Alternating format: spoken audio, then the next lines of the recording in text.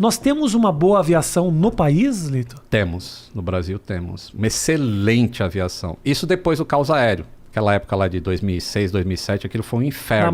Da Marta Suplicy. Da Essa Marta, acho que era governo Lula nessa época, se não me engano. Sim. Aí teve esses 2 acidentes, teve a falência da Varig, caiu um monte de rota no colo da TAM, que não tinha condições de assumir naquele momento. O espaço aéreo ainda não estava no padrão que deveria estar. E aí juntou tudo, 2 acidentes. Aí, vamos parar tudo, vamos rever o que está acontecendo, senão o país não vai para frente assim. E também o brasileiro ele passou a ter mais recurso financeiro para poder voar. Sim, né? sim. Aumentou muito o tráfego aéreo naquela época. E aí os aeroportos foram melhorando, tudo foi melhorando. E aí os processos e a ANAC precisou sofrer um upgrade também.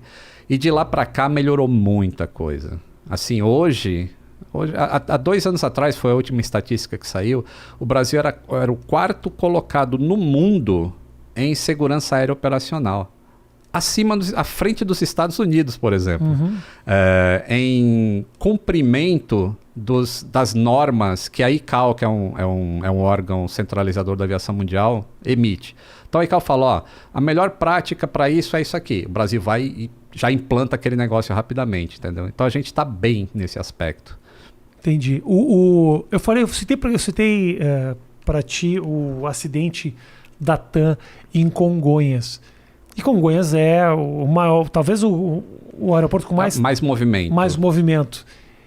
E dizia-se que a pista era muito curta, que realmente era muito difícil. Faz sentido essas alegações? Por que aconteceu aquele acidente ali?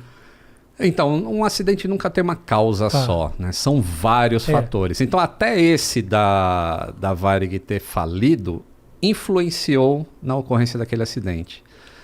Porque os pilotos não tinham treinamento com a velocidade necessária ou eram mais apressados, porque a TAM tinha um monte de coisa para resolver e não dava tempo e tinha que correr, tinha que manter o espaço aéreo funcionando. Então, até isso influenciou. Aquele voo específico tinha um problema de ICMS entre São Paulo e Porto Alegre. Então era mais barato para a empresa aérea abastecer o avião em Porto Alegre do que em São Paulo.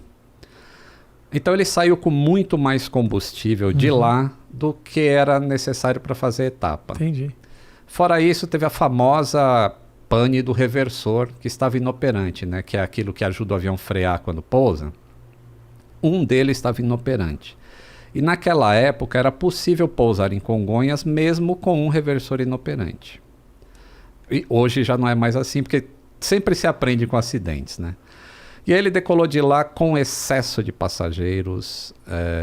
E quando chegou em São Paulo, o tempo estava ruim. Então são várias coisas. Sim, eu lembro disso. E pelas análises assim, no relatório final, você vê que existia um tipo de ansiedade no piloto em comando de fazer o pouso pela pista oposta de Congonhas, porque normalmente se decola de Moema em direção a Jabaquara, se pousa e decola naquele sentido. Tá.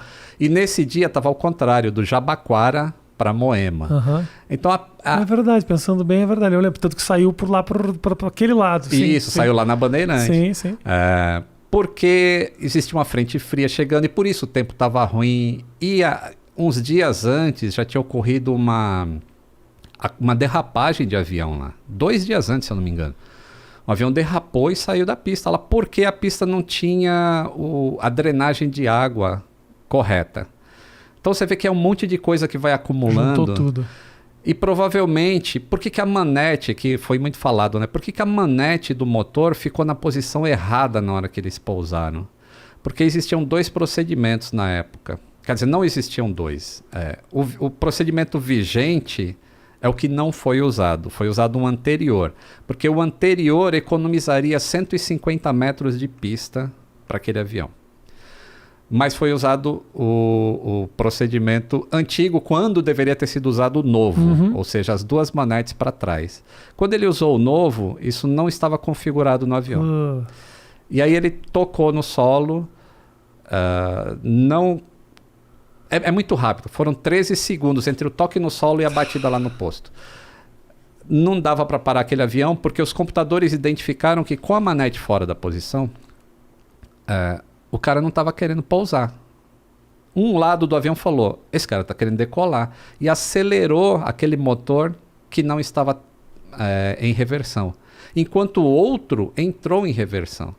Então é como se tivesse um lado do avião freando e o outro acelerando. Entendi. E aí por isso que ele faz, lá no final, Dobra. ele faz uma curva para a esquerda e vai pro posto de gasolina lá. É um acidente bastante triste, porque não deu tempo mesmo dos pilotos resolverem aquilo, mas toda a investigação trouxe muito aprendizado, assim, de como era feito o treinamento na TAM na época. E tudo isso foi mudado para melhor.